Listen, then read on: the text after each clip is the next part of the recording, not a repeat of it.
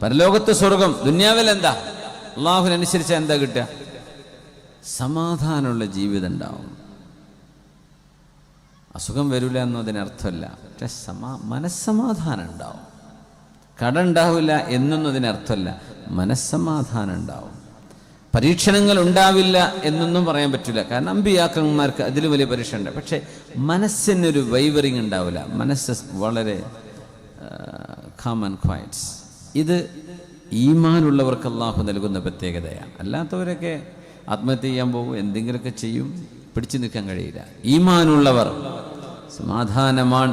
പരലോകത്താണെങ്കിലോ ജന്നതു അദ്നിൻ തജ്രി മിൻ തഹ്തിഹൽ അൻഹാർ, മനോഹരങ്ങളായ നദികൾ ഒഴുകുന്ന, മനോഹര നദികൾ എന്ന് പറയുന്നത് ഭൂമിയിലെ ഒരു നദിയെയും സ്വർഗത്തിലെ നദിയുമായി ഉപമിക്കാൻ പാടില്ല എന്നാണ്.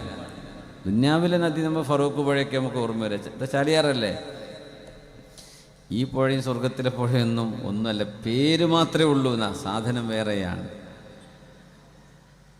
ആപ്പിളും മുന്തിരിയും റുമ്മാനുമൊക്കെ സ്വർഗത്തിലുണ്ട് എന്ന് പറയുമ്പോൾ നമ്മളെ ഷോപ്പിൽ കിട്ടുന്ന സാധനങ്ങളുടെ ഈ ഒരു രുചിയോ ടേസ്റ്റോ നിറമോ മണമോ ഒന്നും സ്വർഗത്തിലേക്ക് കൊണ്ടുപോകരുതെന്ന്. അവിടെ ഉള്ളത് ഒരു കണ്ണും കാണാത്തത്, ഒരു കാതും കേൾക്കാത്തത്, ഒരാളുടെ മനസ്സിൽ പോലും ചിന്തിക്കാൻ കഴിയാത്തത്.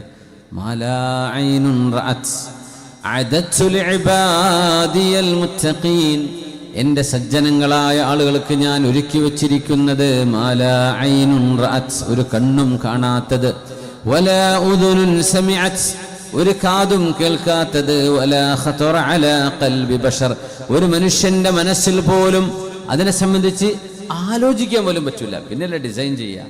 ഒരു എഞ്ചിനീയർക്കും ഒരു സോഫ്റ്റ്വെയർ ഒരാൾക്കും അത് കിട്ടില്ല.